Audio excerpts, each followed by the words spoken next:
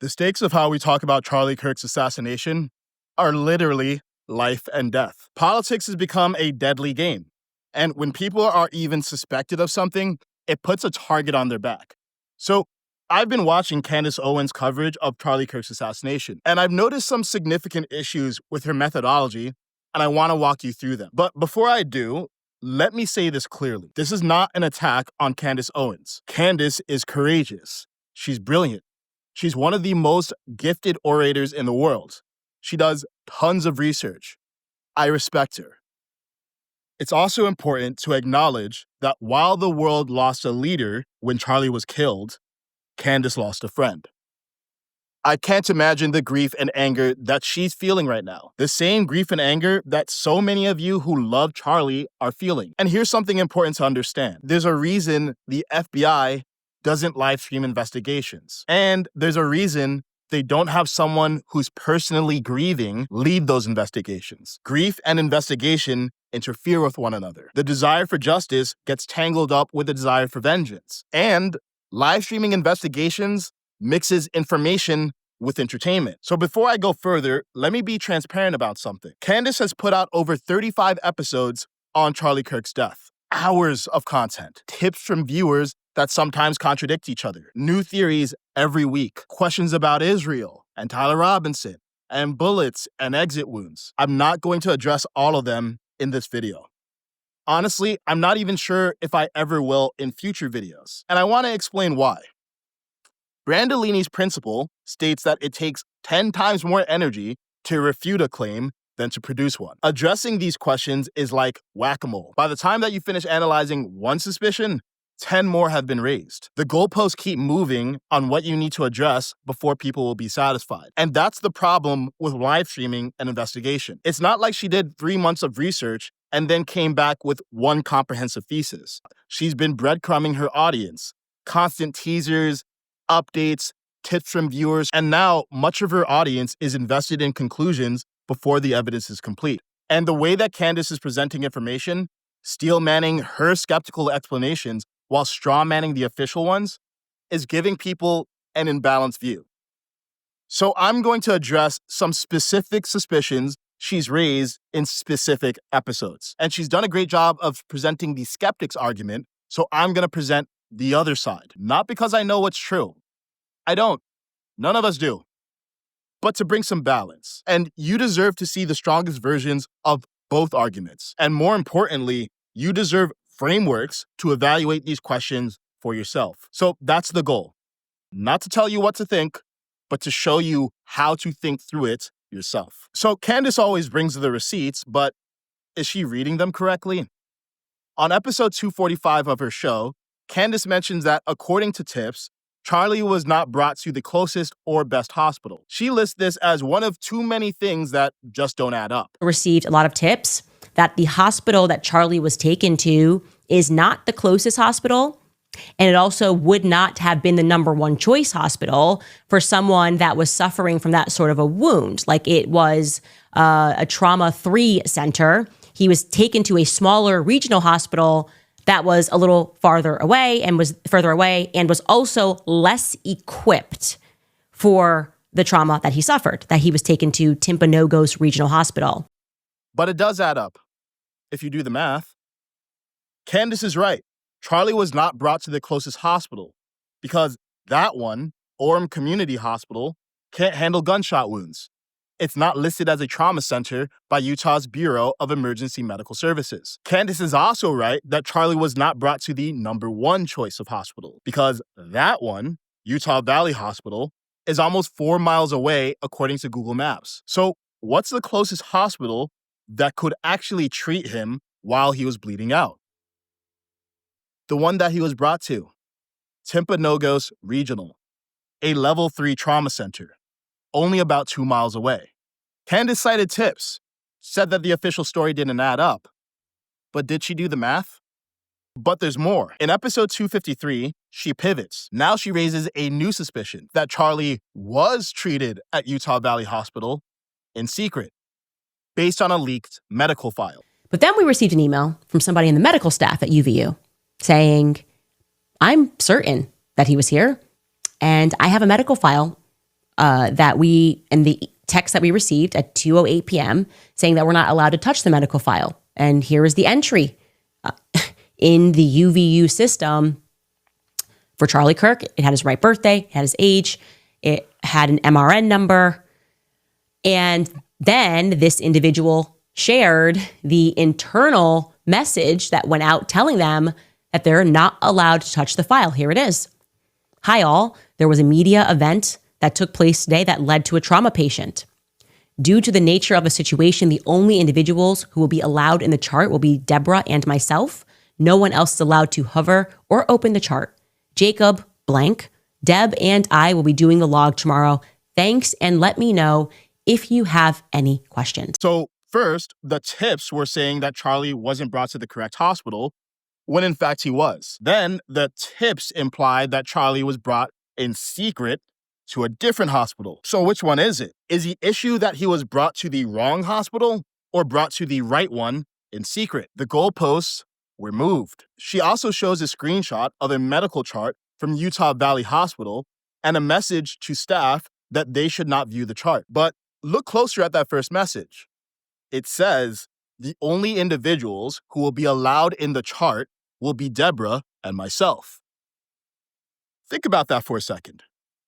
If Charlie Kirk was actually there with a bullet in his neck, surrounded by a trauma team trying to save his life, why would the chart be locked to only 2 people?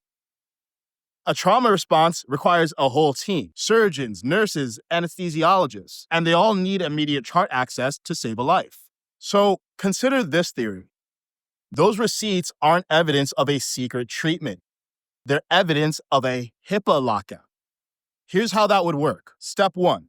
When a high-level trauma occurs, EMS often radios the regional level 2 trauma center, in this case, Utah Valley Hospital, to put them on standby. Step 2. A clerk creates a pre-arrival medical record to be ready. Step 3. The medics realize that Charlie is in critical condition and divert him to a closer hospital, Timpanogos, because every second counts. Step 4. The pre-arrival record still exists at Utah Valley, but since the patient never arrived there, the privacy officer locks the file to stop curious employees from snooping on a celebrity name. Let's call that hypothesis A. It only requires one thing: that they followed standard hospital protocol for celebrity patients. B says the official narrative is wrong and everyone was fooled. But that requires believing that the crowds at Timpanogos were fooled, Brian Harpole, Charlie's head of security, who was with him when he died, is lying, the news crews were fooled or lying, the motorcade was a decoy, the police are lying, the senior staff at Utah Valley Hospital are lying. Everyone was fooled or lying except the person who broke federal law to leak a private medical file to a podcaster? Which hypothesis requires fewer assumptions? Now let's talk about the ambulance. Candace finds it suspicious that there was no ambulance on standby at the event. Typically, the states dictate the protocol, and you're required to, after you have a certain number of attendees at an event, you are required to have an ambulance on standby. And I don't know Utah state law, but I also found that weird, that there wouldn't have been an ambulance on standby. Again, correct me if I'm wrong, but seemed atypical to me. She's right to raise this, because that is a genuine failure, and Turning Point bears significant responsibility for it. But that could just be incompetence, not malevolence. Here's another way to look at it. The Turning Point student chapter at UVU, the campus club that organized the event, filled out the planning forms. They initially estimated 200 attendees. That low estimate didn't trigger UVU's Major Events Assessment Committee, the body that would have required enhanced security and medical coverage for large gatherings. Now, they eventually revised the form to estimate that 600 students would come, and they did that based on a neighboring school's Turning Point event the previous year that did draw about 600. Later, Turning Point Corporate got involved and told the students to revise expectations to 1,500 to 2,000 people, and it was still wrong, because over 3,000 people showed up. The result was that only 2 EMTs were on site, and there was no dedicated ambulance for a crowd 5 times larger than anyone planned for. So, was that negligent? Arguably, yes. Turning Point Corporate should have ensured that proper protocols were followed. UVU systems should have caught this. The student organizers were in over their heads. But here's the question we have to ask. Does inadequate planning indicate a conspiracy, or does it indicate incompetence? There's a principle in philosophy called Hanlon's razor. It essentially says that incompetence is more likely than malevolence. And if you ever organized large-scale events, you know why students might lowball these forms. Bigger estimates of crowd size means more restrictions, more mandatory costs, more scrutiny. And saying yes to controversial topics might even get your event flagged or denied. So this might look like malevolence, and it could just be incompetence. This is students trying to get their event approved without jumping through hoops that they don't have the budget or the experience to handle. Corporate didn't ensure proper oversight. The university's review process never got triggered. A cascading series of failures. And that's tragic. And it might even be legally actionable. But security failures don't require a plot. They require understaffing, underestimation, and insufficient protocols, which is exactly what happened here. And here's the hard truth. Charlie was doing something genuinely dangerous. Open-air events with polarizing political figures, minimal security, crowds of thousands. The security didn't match the risk. And that's a failure worth examining without the need to invoke conspiracy. Now let's talk about Claim 3. Candace has pointed out that the FBI's Salt Lake City field office had a leadership change right before the shooting. It's also interesting to know that the Utah FBI also got a new set of employees. The state FBI department. Kash Patel went ahead and fired not only the chief of the Utah borough, but also some other people. You can see this in the Daily Mail article. They recount this after Charlie's death. Kash Patel questions grow as it's revealed he gutted the Utah FBI leadership before Charlie Kirk's assassination. That is true. He fired the chief, among other people, and replaced her with Robert Bowles in August. I think Robert Bowles, actually, it was his first week when Charlie got shot. And he's somebody who has been in D.C. for decades. So it seems to me to be an unusual placement to then want to re-up your entire life, assuming you have a wife and kids, and move to Utah. But whatever. Again, everything just feels a little too brand new to me. This sounds suspicious until you consider the following. This wasn't unique to Utah. It was part of a nationwide purge. According to reporting from August 2025, at least 18 of 53 special agents in charge, that's the people who run FBI field offices across the country, were pushed out under the new administration. That's more than a third of all field office leaders. The Salt Lake City change wasn't a targeted operation to remove someone before an assassination. It was one data point in a massive, well-documented, nationwide leadership purge that was happening everywhere. So when you zoom out and you see the pattern, suspicious timing in Utah looks a lot less suspicious. It looks like a coincidence because sometimes things that happen near each other in time aren't actually connected. Candace also noted that Timpanogos Regional Hospital had a CEO change shortly before the shooting. And also something new is that hospital had just announced that they had a brand new CEO and head surgeon named Andrew Zenger. A lot of new stuff happening. Another suspicious coincidence? Let's zoom out again. According to Challenger, Gray, and Christmas, a firm that tracks executive turnover, hospitals reported 104 CEO exits from January through October 2025. That's roughly 10 to 15 hospital CEO changes per month. Nationwide. Healthcare CEO turnover is actually up 15% compared to last year. It's one of the most volatile sectors for executive leadership. And Andrew Zenger wasn't some outside plant. He was an internal promotion. He had been COO at a sister facility. He started his career at Timpanogos as an intern back in 2014. So we have a routine leadership transition, an internal promotion of someone who had been in the system for over a decade, happening during a period of historically high hospital CEO turnover. Does that require a coordinated explanation? Or does it just look like normal healthcare administration? Now let's talk about Turning Point scheduling.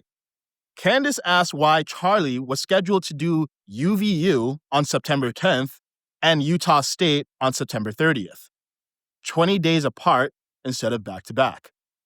Something else that is really bothering me, just because I have done these campus tours, is the question of why Charlie was set to do 2 events in Utah a mere 20 days apart, okay?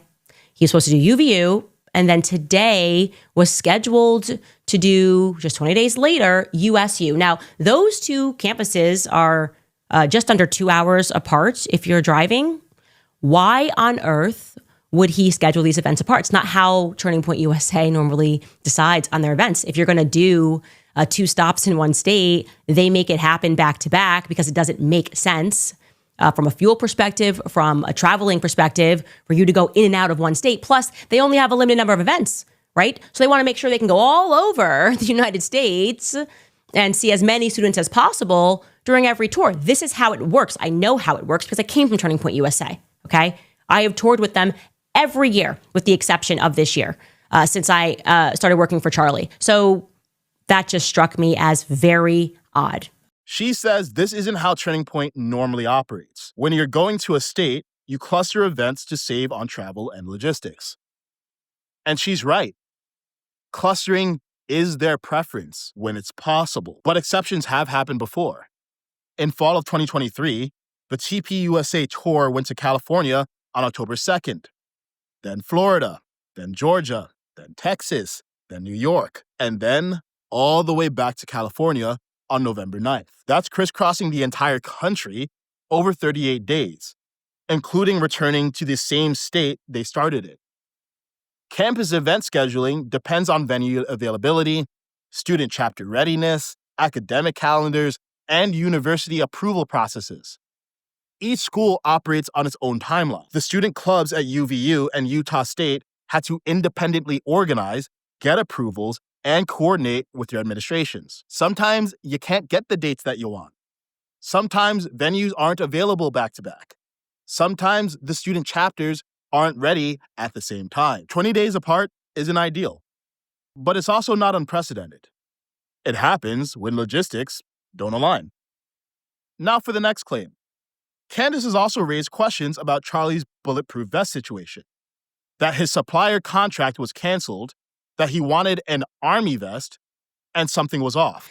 One person who emailed me said, hey, I've been supplying bulletproof vests to Charlie for all of these campus tours, and suddenly last spring, the last campus tour, they canceled my contract with them. They did not want to renew. When I asked them why, they told me that Charlie wanted to go a different direction by getting an army vest instead, like a metal army vest, I believe is what he says. And he said, this made no sense to me. I didn't understand it. Okay. So Charlie decided to use a new company, even though I don't think he was actually wearing a bullet vest on that day. So what happened there? I'm not sure. But hold on. An army vest is actually better than a normal bulletproof vest. It actually would be more likely to stop a rifle round like the one that Charlie was hit with. Candace also admits she doesn't know if Charlie wore vests regularly. She confirms he wasn't wearing one that day. And the change was Charlie's decision. So what's the actual suspicion here? Security consultants had warned Charlie he could be killed. His own team noted he didn't regularly wear protection despite the threats. Charlie Kirk confirmed he wasn't wearing a vest that day. Candace's identification of this just creates atmosphere, a sense that something is wrong, without making a falsifiable claim. Was there a conspiracy to remove Charlie's vest? Or did Charlie, like many high-profile people, make calculated risks about his own security that, in hindsight, were tragic? We know Charlie was brave. We know he put himself in confrontational situations. We also know that he had been warned. And sometimes the explanation isn't a conspiracy. Sometimes it's a man who knew the risks and accepted them for the sake of his mission. So, I've walked you through several of Candace's suspicions and offered alternative explanations. Maybe you're thinking, sure, each one has an individual explanation, but isn't it suspicious that there are so many coincidences? New FBI leadership, new hospital CEO, no ambulance, scheduling anomalies, vest changes. Doesn't it add up? And I understand that instinct. When you stack them up, it feels like something must be going on. But let me offer you another way to think about it. And to be clear, when I say conspiracy, I'm being descriptive, not dismissive. A conspiracy just means multiple parties working together. I'm not using it as a slur, I'm just using it as a definition. The conspiracy theory requires some combination of hospital systems conspiring to fake records, UVU students conspiring against a man they invited, the FBI timing a nationwide purge around one event, hospital boards coordinating CEO changes, TPUSA sabotaging their own founder. All of these separate institutions with different incentives, different people, different oversight, all coordinating without a single leak, a single whistleblower, a single piece of direct evidence. Contrast that with the lone actor explanation, which requires one disturbed 22-year-old with a rifle exploiting security failures that were well documented before the shooting at an event that was understaffed due to bureaucratic incompetence, which requires fewer assumptions. Occam's razor tells us the explanation requiring fewer assumptions is more likely. One explanation requires coordinated action across multiple unconnected entities. The other requires a lone gunman exploiting predictable security failures. And I'll say something else. Here's the hard truth. Part of why conspiracy theories are appealing is emotional. It's hard to imagine that a titan like Charlie Kirk could be taken down by some random 22-year-old with a rifle. We want the explanation to be proportional to the man. A grand conspiracy feels appropriate, worthy of him. A lone gunman feels insufficient, unsatisfying. But sometimes, the unsatisfying explanation is the true one. Charlie was doing something courageous and dangerous. He knew the risks. Security experts told him the risks. He kept going anyway because he believed in the mission. And one day, those risks materialized. That's the tragic cost of courage in a country where political violence is escalating. Everything I've covered so far has been about specific claims. But there's a bigger conversation I want to have in part 2 about methodology. Because even if you disagree with my interpretation of any particular claim, there are structural problems with how Candace is conducting this investigation. And those affect everything. Some of those problems are the problem with live streaming an investigation, the problem with tips from viewers who want screen time, the problem with an audience being invested in conclusions before all the evidence is complete, the problem with not having any peer review, no defense, no counter-investigator, no one pushing back in real time, and the problem with grieving an investigation happening simultaneously. So my goal in part 2 is to give you frameworks that you can use yourself so you can spot these patterns without needing me or anyone else. That's coming next for paying subscribers on Substack and YouTube. Here's what I want to leave you with. I'm not telling you to stop asking questions. I'm just trying to bring balance, to steelman the explanations that aren't being explored, to help you think in probabilities rather than certainties. You don't have to be certain about any of this. You're allowed to say, I don't know. You're allowed to think in probabilities instead of binaries. You can say, this seems more likely than that. And you're allowed to ask questions without being certain of the answers. So ask questions, but without the aggression. And remember, changing your mind isn't abandoning Charlie Kirk. He spent his life inviting people to think harder, argue better, and seek truth even when it was uncomfortable. So let's honor that. Thanks for watching. I'll see you in part 2.